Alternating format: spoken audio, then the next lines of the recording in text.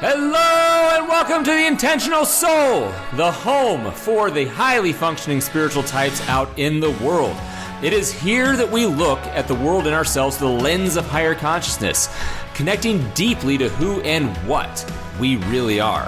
Now, my name is Tom Ross, spiritual teacher, healer, spiritual nonconformist, and I am your host for these conversations. On the Intentional Soul, we hear not only from me, but from people who are living intentionally, openly and authentically in their world. We'll hear their stories of personal transformation while sharing best practices and tactics to help you get the most out of this game called life. Now, nothing is off limits as we seek to expand ourselves and our awareness and live, ultimately, our most authentic lives. Let's dive in.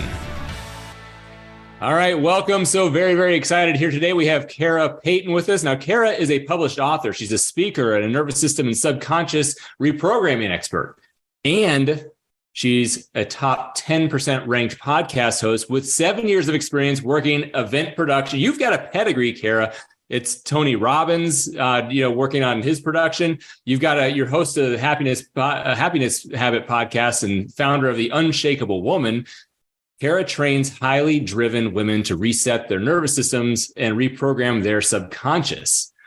And you do this through an integration of neurological reprogramming and really physiological immersion and the smattering of spiritual practices as well. And that's honestly, I've never heard anything like it. It's a revolutionary, immersive approach to mental and emotional wellness. That's a mouthful, and it's so incredible. How do you leave any of it out? And welcome. Thank you so much for having me. You certainly can it nicely, and every time I hear it come out about how full-bodied it is, I get more and more proud of the corner of the world we're trying to change and help. It really is phenomenal. Would you mind kind of telling a little bit about yourself and your background, and just kind of give us a frame of reference for who you are and really what brings you, into this chair today? Absolutely. I was just like anyone, kind of going through life with a default mode that I was completely unaware of. This mental and emotional home that I lived in was something heavily influenced by childhood trauma and a tumultuous, chaotic childhood. Multiple dysfunctional, even abusive relationships, and some struggles with PTSD and postpartum depression, and just kind of a slew of so many things that could have very well held me back if I had allowed myself to continue to follow that trench through where it was taking me. And it eventually led to suicidal ideation and things of that nature. So as I spun out during multiple relationships and the birth of my children, and just noticed my mental and emotional world kind of just seemed to be spinning more and more out of control, it kind of brought me to one of those life existential crossroads, like most of us in this space reached, and we all opted for the path least taken. And since then, it's been a wild journey, and I'm super, super grateful for it. And that type of journey I feel like I could say I went about it the long and hard and painstaking way. And my goal and approach is to meet people at that crossroads when either they're at the pain leverage where things are just getting way too hard and they have all of these questions and they feel trapped and stuck inside their own self-inflicted suffering, but they don't realize it's self-inflicted. So my role is to help stand next to someone and just kind of be the flashlight to what they're looking at as they're exploring this internal dialogue and all of these things that are going on inside of them. So that way they do not have the limited perspective trying to teach itself an unlimited perspective. And so I opt to use my story and my own transition and all of the lumps in the rug that I had to get out. And I help people walk through that process as opposed to standing on the hill of, like most of the coaching or the wellness or the mindset industry, the healing industry. A lot of times the structure is yelling out the way to go or what to think and what to do and how to feel and the facts of the matter as if they're not nuanced to everyone's complete story. And then we expect them to somehow make it to the top. And in the bottom, we are doing ourselves a disservice as a healer because we have to go below and push up, and sometimes it's forced and they're not ready for it. So I opt to go side by side with someone and help them refer to themselves and ask themselves internal questions and watch them come up with their own revelation. That's incredible. And I have like 5 questions. So number one, it would be really amazing, don't you think, if there was just an easy button, so you didn't have to inflict all the pain. I'd like to go back to I'd like to go back back to your story a little bit, which is, how long ago did you have your breakdown moment, like your kind of like enough is enough moment, where you had to choose something else and you began to notice these things that you were experiencing? Absolutely. It started to really, really, really come off the rails in 2013, 2014, but my moment occurred in 2015. Awesome. So 2015, and then you essentially went through your own process of so and it sounds like you were in 2015. Was that when the suicidal ideation was happening? It really, honestly, my childhood was I matured way faster. I had to grow up faster than I usually did. So I had more mature thoughts about the existential side of life and was asking myself very, very complex questions that I could not answer at a very young age. So I would say that my first real flirtation with the idea of not being here anymore, or just that self-loathing that really started to become more kinetic than potential, I was probably 14 or 15 when those really started to birth a new concept of like whether or not I wanted to be here. So, and then it reached a critical mass after postpartum depression went untreated and became kind of a postpartum psychosis, where that line is blurred. A lot of people talk about postpartum depression and as it is a stigma or something maybe wrong with the mother, but it's actually just this chemical imbalance that's never treated after labor and delivery, and any kind of traumas or anything that pull into the fold with that combination becoming what it was and forming into postpartum depression.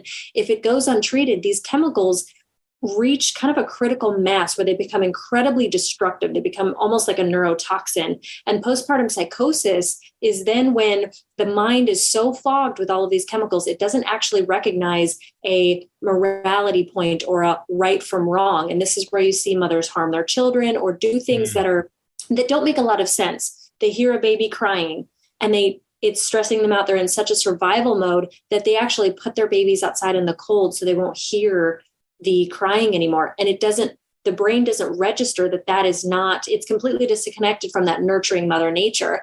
And I went there briefly and then immediately was treated. But after that, it had reached already a point where definitely highly self-destructive behaviors and thoughts and feelings and emotions and mental spirals started to take off. Got it. And what was your path to healing? So you hit this point where it all came to a head. The moment was in 2015. And then what was your process to begin coming out the other side of that to land where you are right now?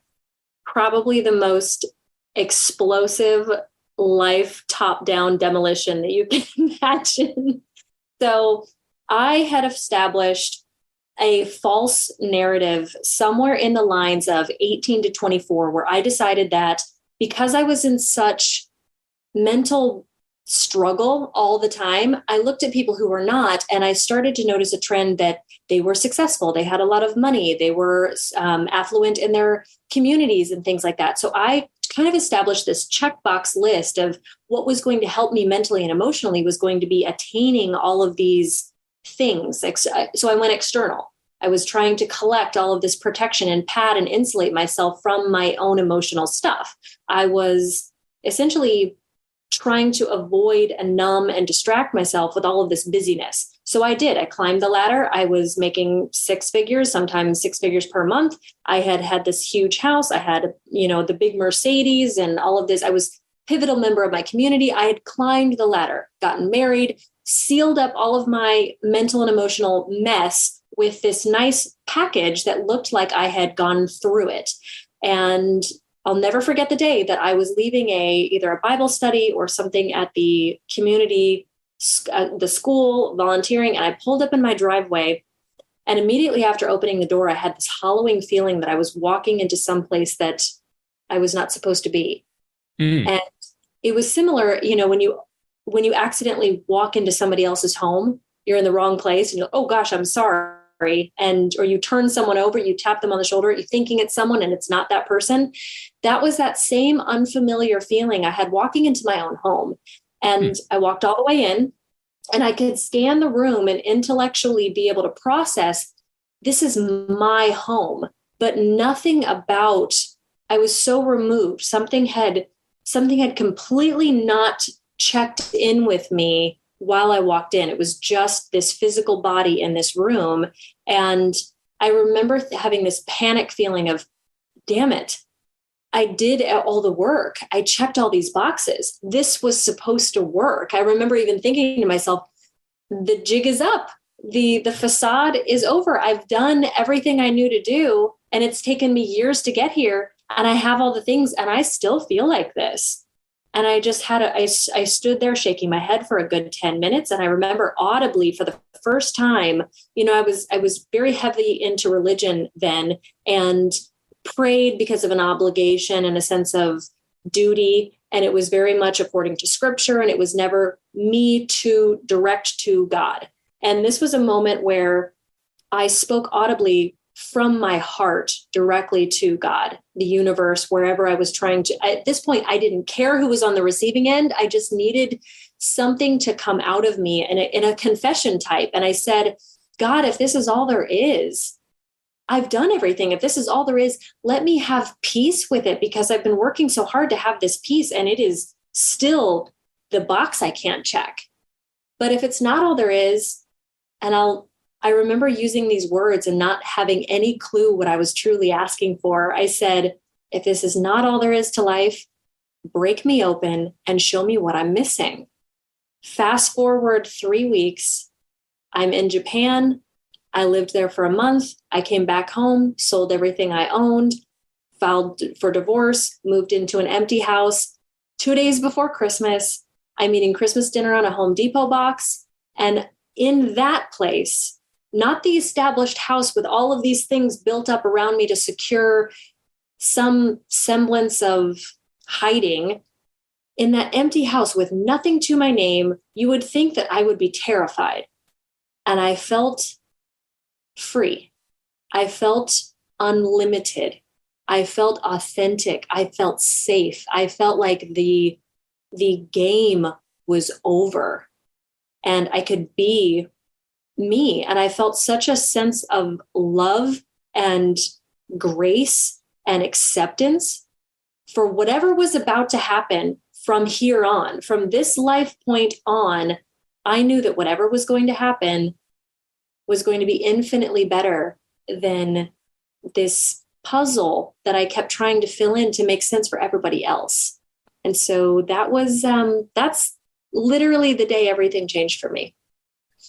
It's really, really beautiful. And the word that keeps coming into my head over and over again, and I'm relating it, I'm hallucinating a similar experience that I've had at different points in my own life, is like this idea of surrender. Like there's a point at which like you had surrendered to whatever is going on, like this ain't it. And then now I'm in this other space being authentic. And I recall I left home. I left everything that I should have rationally and reasonably have done in my life. Left college after this first semester of my junior year, and I likened it and moved across the country where I knew no one. And I likened that feeling to when the decision was made. It was like I was in the boat, like on the rapid, like I was in the flow and I was just like kind of like going. And that's as you're describing your experience, I'm relating it to it through my filters and thinking about like feeling surrendered and feeling, like liberty of I'm in the flow. Whatever's happening now is my expression of myself. I just don't know necessarily what it's going to look like. And I don't know if that resonates for you at all, but that's how I'm relating to it. And I think it's absolutely incredible. Surrender is a perfect word now, having more of a sophisticated perspective on it.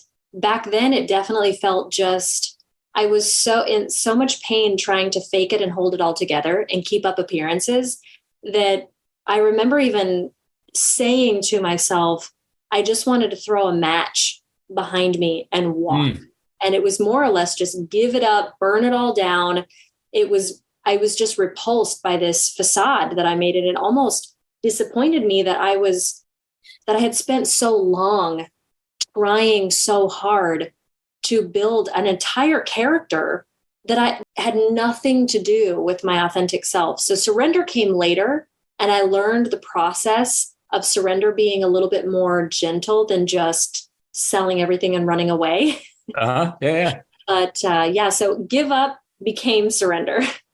So there's something that I'd love to parse just a little bit here, and that is like this idea of that you'd built this particular facade, something that wasn't you, or you were. And was it the case that you were like truly playing a part, or was it just more like, I'm going to attempt to kind of like to state this. I'm going to fumble over this question and see if I can get to the meat of it so you can answer. I don't know you and who you were back then, right? I have no idea. You ring very authentic, to me right now. And if I had to guess, my guess would be that you weren't intentionally inauthentic or misleading for the sake of something or your benefit, or maybe you were. My guess would be that there was just something, a matter of like, it was almost like you found yourself 10 miles down the road that just was the wrong road, and there was something raw inside you that was saying that. So I give that context to ask the question specifically: was it the case that you were living inauthentically, like intentionally, or was it more a matter of you just got so far down and you had this raw feeling that this isn't what you were supposed to be doing? That's an amazing question, and that's never been asked before. My answer is actually a little bit of both. I actually had intentionally started out that I was going to build this more acceptable, or more, because I had a family dynamic that was I had part of my family who was legitimately concerned for what I was becoming. And I had some of my family who was it's interesting to try and can it in language. There is just I was adopted. Mm-hmm. And that dynamic I played out in my head and made certain assumptions and judgments of myself being unwanted, and this hallucination of a story that I had been given up by someone, so therefore I had less value. And I viewed everyone from that lens of everyone, even be it friends, people in school, siblings, just anyone in general, they were a biological, full-bred, full wanted person. And I existed down here as a very unwanted, orphan child. And so even with friends, I would overcompensate. They didn't have to give me much love. They didn't have to give me much attention. I was just happy to kind of be in the room and be included. And so I operated from that lens. So part of it in the way that I relate to another side of my family was very much so that they reinforced that with very blatant favoritism and not so equal treatment. But I also magnified that and made it my entire life story, which we often do. We take a childhood trauma and we don't realize we replay this on loop throughout. This is the way we view the world. Right. So there was a huge dynamic that affected the way that I chose to compensate for that later in life. I thought, this is who I really am. It's not loved. It's not wanted. It's not good enough. So I'm going to start building up an outside exterior that people think I've proven them wrong. People think that now I'm good enough. Now I want to be wanted. There was a manipulation very much present in the start of my journey because I wanted to look a certain way. But then I thought my hallucination when I started that process was that at some point it would benefit me and I would be better. I would be enough. And so it started off as what you just, the first part of it. And then it became, I got too far down the road and realized this is not sustainable.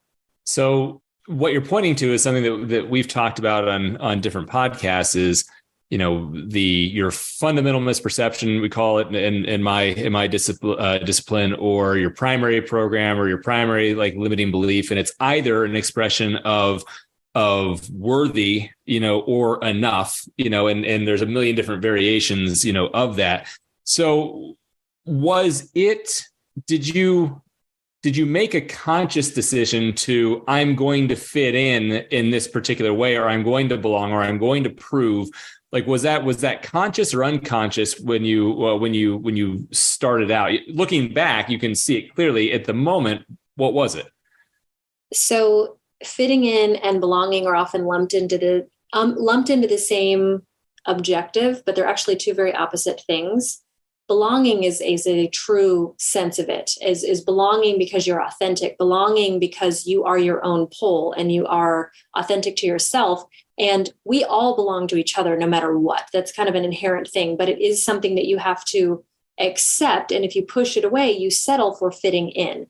And that is 100% what I did throughout my formative years. As far back as I can remember, I was okay to stand out when I was little, and I loved it. I was sunshiny and happy-go-lucky. I sang throughout the rooms. I was very, very bubbly and bouncy and fun.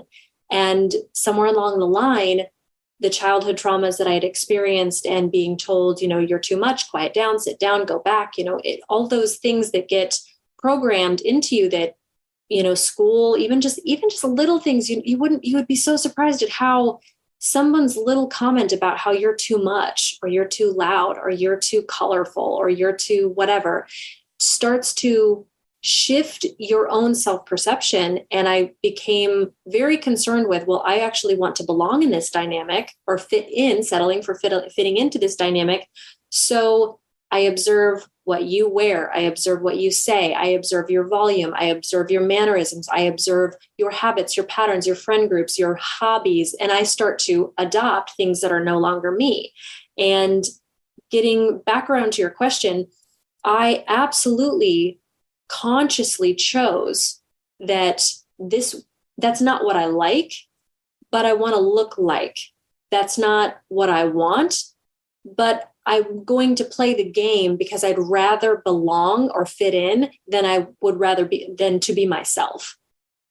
Got it. How would you, we'll save that for the end. I've got a question I'll ask you at the end that will address this specific idea. But thank you so much for that background. I think it just paints such an incredible picture and extraordinarily inspiring. So if you think about, you were 20 miles down the road on the one, and then all of a sudden you made this giant pivot, is what you're doing right now, is it different from what you might have imagined your life was going to look like? Or is this kind of like at some level, some of what you always knew you were going to be doing with your life?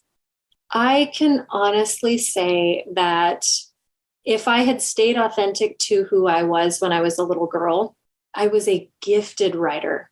I was such a brilliant storyteller. All the way, I'm single digits in age, and I'm coming up with wild stories and vivid imaginations. And I was an artist, a really, really, really, really talented artist. Just by nature, I could draw something that was so real because I had no filter of what I was actually observing. I didn't pull it through any form of inauthentic thing. You see an eye and you draw the almond shape and then the circle and another circle. I didn't, because that was a symbol. That was a filter of what an eye was to the rest of the world. I saw an eye with intricate little shapes within an iris automatically from when I was a little kid. So if I had stayed true to that, I was told I was going to be a starving artist if I pursued art when I think I was in teen years, when I was actively pursuing that. And then it came time for my parents to pay for a college tuition and realized the art school that accepted me is pretty pricey. So they just opted to discourage that path for me. And I took it tucktail and hook, line, and sinker and said, okay, I do not want to starve to death. Art's not going to pay the bills. And so I left it plainly in the background. I still write, but I thought that writing, art, any of that was going to be not fruitful. It was never going to be the way that I chose. It was going to be a hobby at that point. I regaled it and shelved it to being a hobby. And I went into the restaurant industry at first. And, I could find myself impassioned by anything. And so I kind of just went through this journey of whatever job, whatever thing comes to me, I could take it. And then my first son, I found out he was being abused in his daycare center. And so the requirement to make a decision that was more intentional and had one stipulation now, my son needs to be with me, charged my journey into entrepreneurship. And I failed photography in high school, but I ended up becoming a 20-year photographer. And it offered me the freedom. And just because it offered me enough comfort to have built all of that stuff before my world kind of caved in on me, I was very comfortable at being the photographer. And I thought that was going to just be my stick until I was an old lady in a flower shop or something. So I had no real desire to be anything specific. But if I had remained authentic to my little girl's wants, I would have been a writer and an artist with 30 years of experience by now. And you stumbled into, photography and visual arts as a way to provide flexibility and support that's incredible. I mean, may not be watercolors. However, it's a visual medium. It's just absolutely amazing. Do you still take pictures? Now, are you still into photography? I am. It's very much after 20 years, you can imagine the bonds that I have built with some of the families that I took their senior photos, then their engagement photos, then their maternity photos, and the wedding photos, then their first newborn photos, then their child growing up, then their family photos. I mean, it's the generation, the connection that I've been able to build that came out of nowhere. I was not expecting. I didn't like photography. So to be so in love with the hundreds and hundreds of families that I have grown so close to. Just last weekend, I actually walked into a home in Palm Springs. I'm in Kansas City, but there's a family that used to fly in from Alaska into Kansas City, and they've come from all over the world to get their milestones photographed. And I walked into her home in Palm Springs, and the little girl there, even though I might see them once or twice a year, she ran to the door up to me, and I'm just the photographer. So it's been a gift. It's been a huge gift and a huge blessing, and I'm still doing it. And I will probably always do it. It'll become a little bit more of a hobby than it is now, but it definitely has my heart. Awesome. So tell me, you're pretty specific to talk about in your transition from kind of the lowest point to where you are now. You were able to do that healing process and get through that process without therapy or medication. Yeah, I think is what I recall reading. Is that correct? It is correct. Yes. Would you mind, and therapy and medication are incredible, and they have this incredible place in our world. And at the same time, I think that there's sometimes there are other modalities, and sometimes the expression is when you're a hammer, everything looks like a nail. So sometimes with respect to certain types of therapy or certain types of medication, we're hammering symptoms and not addressing root causes. Not all the time, but sometimes. In your experience and through your process, how were you able to go through your own healing process without using these traditional modalities?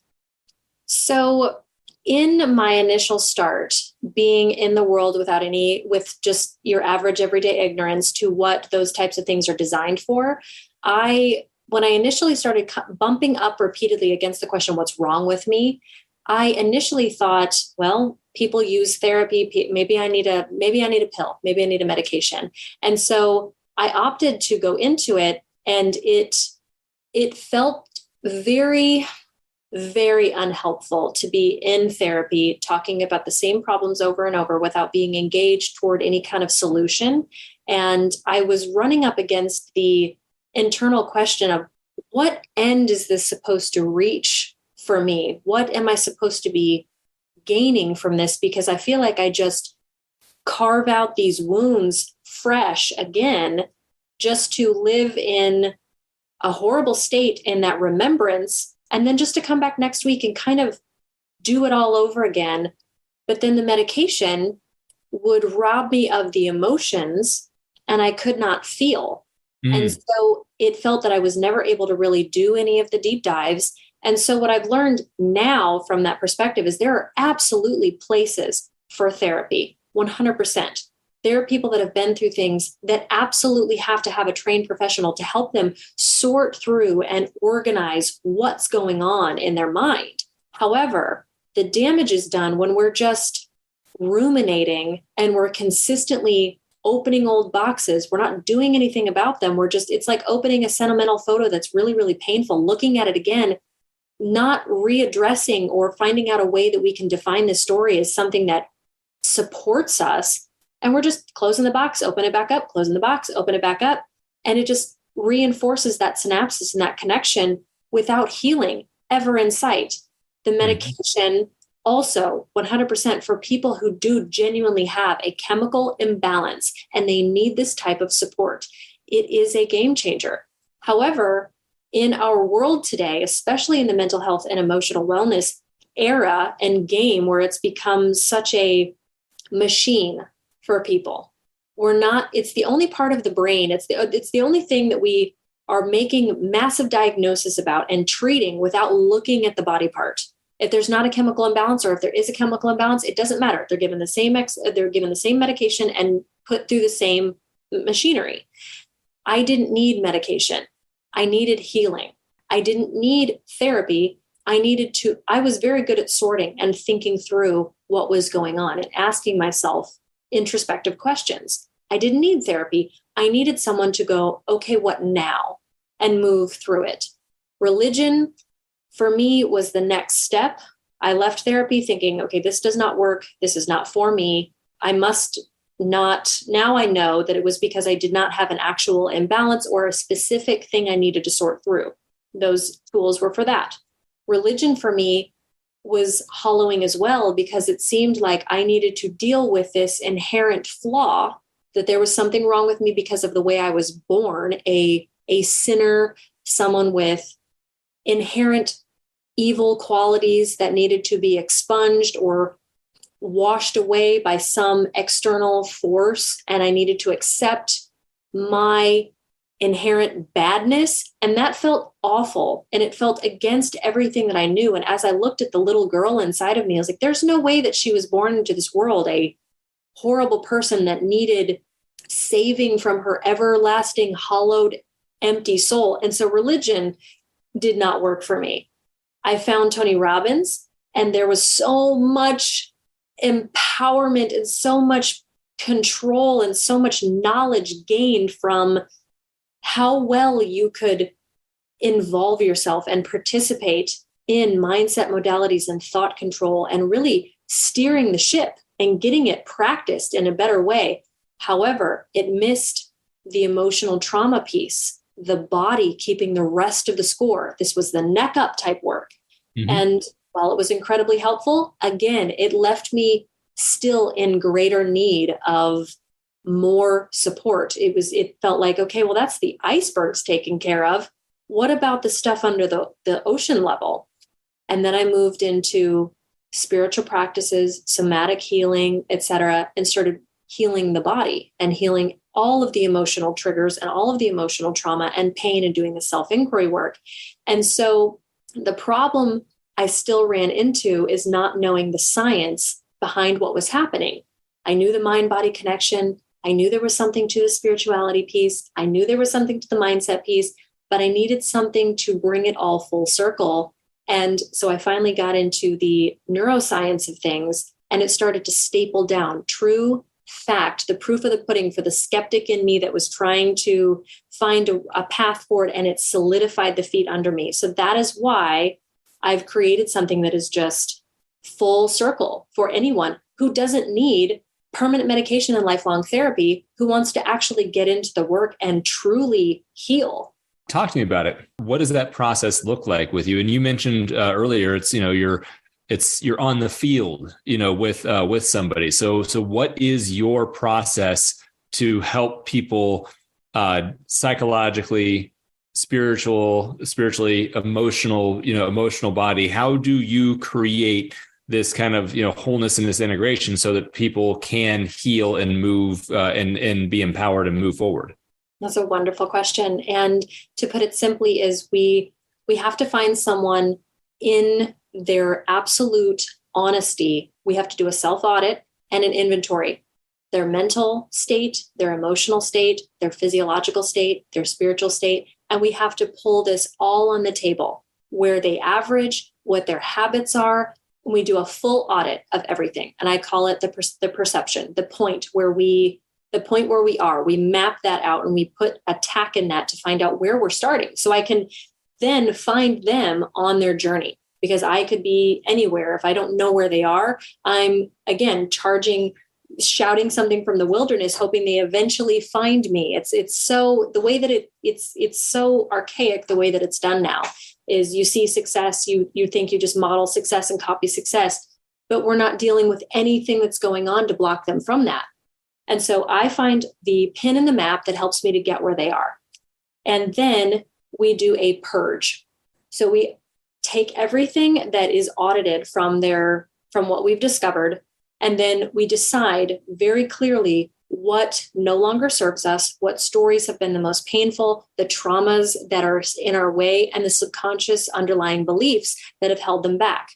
And then in the purge, we go through any number of soma healing and breath work or meditations, habits and rituals, affirmations, any type of things that we need to reprogram their thoughts, reprogram their emotions, reprogram their behaviors, reprogram their identity. And then from there, we solidify that with the last of the 3 Ps called the promise.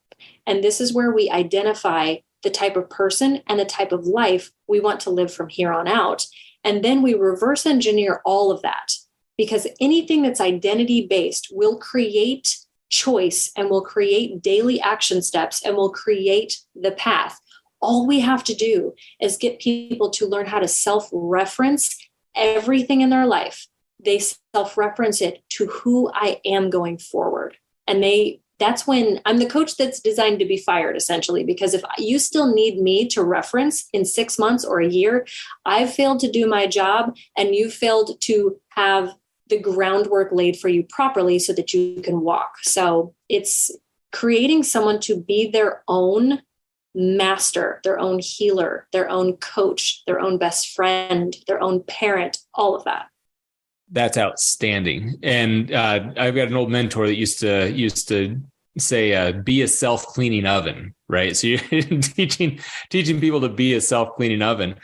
You have, we were talking before the podcast, a workbook and a project that you're getting ready to bring into the world right now. On the heels of describing for us this incredible modality that you've discovered, would you mind talking a little bit about this next workbook you have coming out?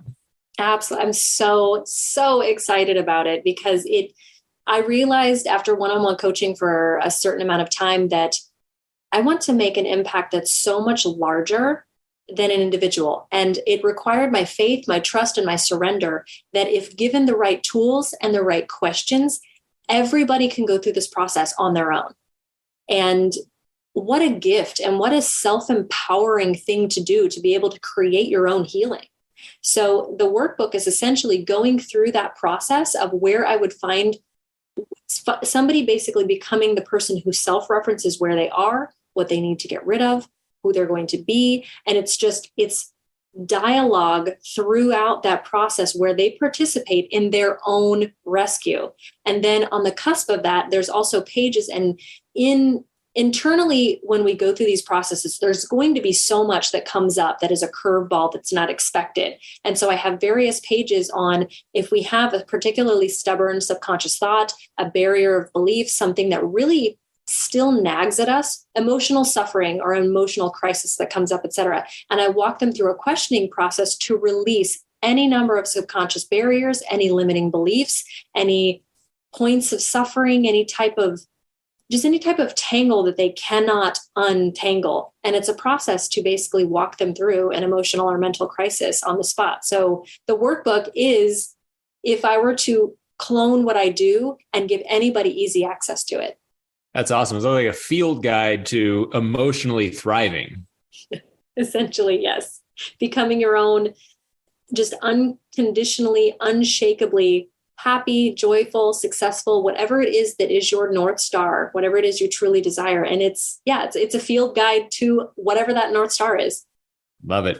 So have you been a lone wolf in your development into what you're doing right now? Or is there a support structure, a support group that you've tapped into? I know that you spent time with Tony, and that was a big discipline. However, the transition you're making in, right now and bringing this work more fully into the world, is that a solo venture or do you have a support group? I put the pen to paper myself. However, I would be nowhere without all of the mastermind groups, the mentors, and the people that have come beside me to light fires where I didn't even know areas of my life and my mind and my heart could be flammable. And so I would be amiss to say that my journey is not completely owed to the people that have come beside me. My buddy Randy Garn speaks so much life and so much future. He has spoken my future to me before I could see it. I can call my friend Ken Jocelyn, another wonderful, powerful mentor in the industry that is just, he's a soul brother, and he is there in the trenches. He's my 4 a.m. phone call. And then throughout my time post Tony Robbins world and all of the friendships that I developed there, my daily coach, Alonzo Cahoon, those three men, I would say I owe the impact to by far. So great. Do you mind, because I've got one more question for you. However, I want to, because I just think this modality that you're bringing into the world is very special. Would you mind if I hallucinated my take on how you broke down what you do for the audience, so that they can maybe digest it in terms that aren't specific to having a framework of personal development or modality? And then I want you to course correct me if I'm off. You can totally course correct me. Do you mind? Absolutely, fire away. Okay. What I think that I heard, and this is kind of like an incredible all-encompassing thing, and I'm going to contrast it. Whereas, let's say if you're doing something in a talk therapy standpoint, it's a great analogy you had. It's like you're opening up the emotional photography album, and maybe you're experiencing that. Maybe you're opening up the same thing over and over again, not go anywhere. Maybe you're having a conversation, and through that conversation, you can come to some kind of closure or release, whatever. That's talk therapy. What the thing that you're describing, as I underheard it, was a complete kind of like establishing a point a psychological, position of where you are in life, what's working, what's not working, different areas that are functioning great, different areas that are functioning not great, and then essentially a pouring out to be able to reveal information, about where you are. And then there's a process of release that occurs, which different modalities are deployed. However, somatic, you can give me the definition of somatic. It's stuff I've heard with somatic breath work, which I relate to like a Kundalini yoga kind of process. I don't know if that's accurate or not. Course correct me if it isn't.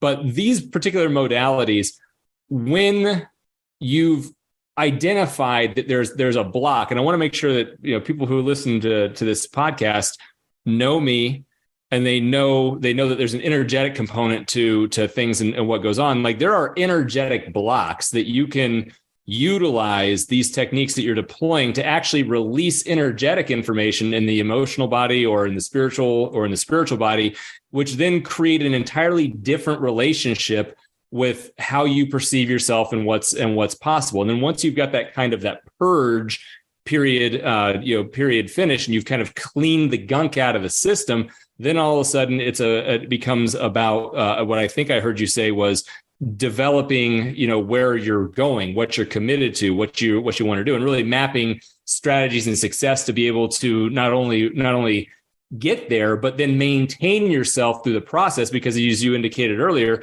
it's like your best case scenario is that you run your course after a 6-month engagement because somebody is that self-cleaning oven. So I want to point to that middle part and that release work, which is wholly unique and different than a lot of other modalities that people are going to run into, and something that's exquisitely valuable in the processes you're going to take them through. Let me know if what did I miss in that, or did I misstate? Because this is your life's work. I don't want to gum it up with my faulty wiring here. You didn't gum it up. The only thing that I could add to it is to add the nuance of what actually occurs during that purge process, which is why it actually works. So in therapy, the thing that's amiss and why we end up going in and repeating our stories is because the way that we've chosen to define the story, the way that we've stored it in our memory and our bodies and everything, doesn't actually change. We're in fact reinforcing it, and we re-experience it. And our limbic system and our brain doesn't know when we're talking about this story. We actually put ourselves back in that scenario to be able to recall every gruesome detail. You probably know exactly where you were on 9/11. Everybody usually does. Why? Because there was a feeling and emotion associated with it that stapled it to our mind. And so the same thing happens with anything in our lives that had an emotional attachment to it, whether it be extreme joy or extreme pain. But the thing is, there's nothing in your mind that will recall the positive or the good. Your mind is defaulted to all of the sharp edges, all of the danger, all of the negative, and all of the bad. It doesn't have any place in it without being programmed to look for it. And program is something that we do by activating our reticular activation system, by telling our mind and signaling to it what is important by repetition of the positive. But other than that, our default is negative. Our default is looking for safety by looking for danger. Doesn't look for safety, looks for danger and moves away from it. So in a therapy situation or in something that is not healed and continues to move, what doesn't happen is we do not question at any point what actually happened. We say we use our language and we say this was the worst thing that ever happened to me. This is the most depressing day of my life. We make it huge and we make these mountainous stories about it. And it's not actually what happens to us that does any damage whatsoever. It's what we make it mean. And we give it, it's essentially, I like to say it's taking a wooden sword and our story exchanges it for the metal one that can actually do damage to us. Yep. And we do this with everything. And so as we define something, if it moves us into a stress response, we move into survival mode. And then we only have 4 modes. We either fight, flight, freeze, or fawn in any moment. And a lot of the times that's how we go through most of our relationships if we have unhealed trauma. That's how we move through our career if we have unhealed trauma. We stay in this response if we do not course correct. To course correct, I love the idea of, instead of punctuating things with periods that happen to our life, start replacing them with question marks. What did actually happen? What is true? And if I think that that's true, what's even truer than true here? Because there's what I think, there's what anybody else involved or the situation, what they think. And there's then the fact of the matter, the unemotional fact of the matter. And if trauma is such a fact, and I struggle to work in the trauma-informed space sometimes because I believe in being trauma uninformed, where our entire lives are dictated by what happens to us in the stories and the victimization model of some of these things. When we could very well, if trauma was a fact, we wouldn't have rape victims, shark attack survivors, breast cancer survivors, abused refugees, anything that live totally magical, beautiful, joyful lives. If trauma was a fact, there would be no exception to this rule. And so I tend to be a little bit more, I get the eyebrows raised at my modality because it's a little bit unconventional. It goes right up to the line of what we talk about safely. And I go just beyond that and ask, well, what if that's not true? And so from there, we move into this ability to change the story, and from there, change the vibration of it. And from there, change the way our subconscious translates that to the universe, because the subconscious is literally the point in between us and the universe. It translates every single vibration, every single thought, every single emotion into what's going to be returned to us. And that's in a long and short way of saying it, we help change the language so that we can change the lens, so that we can change the identity itself. Yes. So there's a recontextualization of whatever is being released that's occurred in that purge, which is key.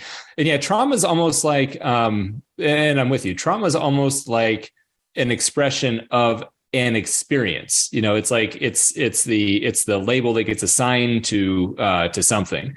And there are, through collective, through human collective decisions, you can point to things and say, that's trauma, that's trauma, that's trauma, that's trauma. However, moving through any trauma, there is only one way to move through any trauma, and that is there's a fundamental release of the illusion of victim, that occurs in that process. And so it looks weird from the outside. It sounds weird to say it.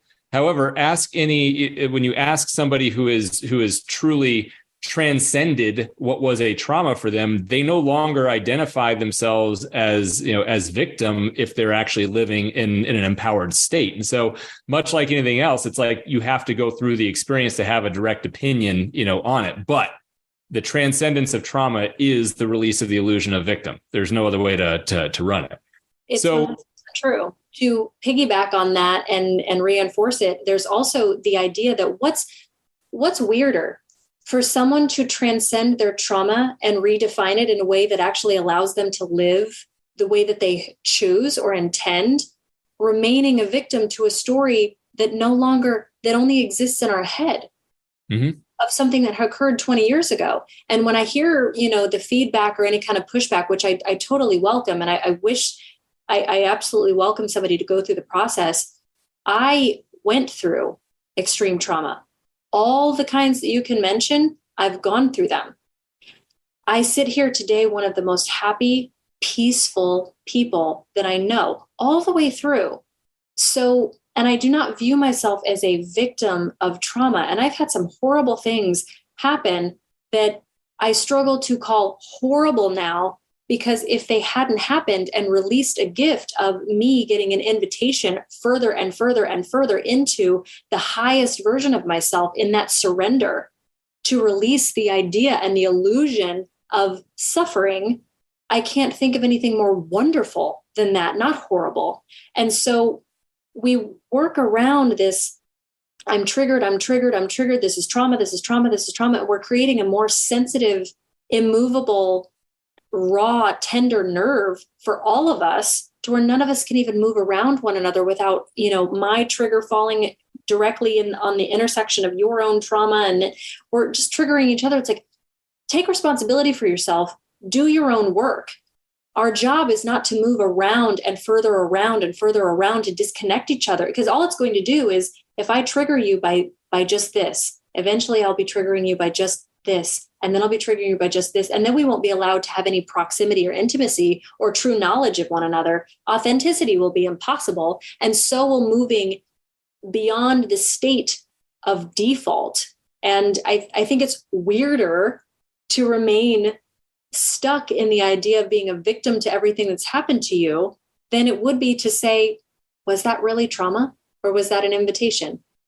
Couldn't agree more, and, empowering or being empowered, is unfortunately, it's a decision that everybody has to make, like, individually. Right. So if somebody wants to sit in that space, okay. It's not what I choose. It's what other people choose. There are other people that are choosing it, in mass as well. That creates as you indicated, a society where it's like you're walking on eggshells, around everybody to a certain extent. And I can be at peace with anything that life throws, and either that's attractive to people, or it's not attractive, to some people. I don't have to be right about it, because if I resist it in the world, then all I do is create it in myself, and then I'm losing my peace of mind. However, what I take a stand for is the same thing that you take a stand for, which is there's a way to contextualize this it can be literally be the best thing that ever occurred in your life, despite how seemingly impossible that can seem in the moment, and listen, I have a great degree of empathy for everyone who's experiencing, especially in the moment, what can occur. So kind of wrap up here, if you were going to share with someone, Kara, maybe listening, that's like longing, maybe they're in a position similar to you found yourself in, which is they have this gnawing feeling something ain't quite right, and maybe they're really close to choosing themselves and choosing to be more of who they really are, but they're still in that space where they're really afraid of what it might mean to really look under the hood of who they are, and what they are and what they really want and what they really care about. What would you share with someone to get them to say, to take the leap that you took? That's a beautiful question. And I would have to say that the most powerful thing that they can do in that moment of self-inquiry, where they're starting to wonder what's there, lean in and don't lean away. It's information. And because you can hear it, it's a sign that you still can hear it, which is an amazing thing. It's your highest self calling you to another level, calling you to a place that's truer than true, calling you to a higher state of authenticity. And if you trust that, and if you dare trust that, it will never prove you wrong. Your ability to trust yourself and turn to yourself. You are the only one that will be able to never disappoint yourself. And if you're having these questions, also know that they will not go away. It's by your design. We are spiritual, limitless, infinite beings that are having a temporary human experience. And if we can believe or buy into that just enough to lean into that internal questioning, we will be reunited with that infinite self. And it's a journey of self-trust, really. That the whole thing is a journey of self-trust. So beautiful. Kara Payton, thank you so much for hanging out with us here today. This has been incredible. And how can people find you and reach you? My website's the happiest place on earth. I love it. I love the conversations that start there. And no matter where they are in their journey, whether it be starting, whether they're curious of what's going on, whether they need some help, they found some stuck points, or they're ready to just level up in general, that site is made for people in all walks of life. And then I am not a huge social media person, so I have chosen one, and that platform is Instagram, and it's just Kara Payton with an underscore at the end. And you can find some goofy quips, you can find some raw truths, you can find some interesting questions, and all of my behind the scenes there. Awesome. Thank you so much for being with us today, and look forward to continuing the conversation. You are a healer, and I love hanging out and talking to healers. So thank you so much. Thank you for having me.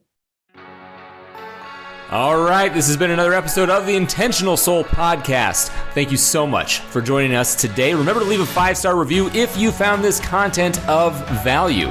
And as always, I'm your host, Tom Ross, Master Practitioner of the Advanced Rapid Enlightenment Process and Rapid Enlightenment Process developed by Matthew Ferry. You can reach me at tom@tomrosstalks.com, and the website to engage and be a part of any classes, trainings, or sessions I have going on is www.tomrosstalks.com. Until next time, peace.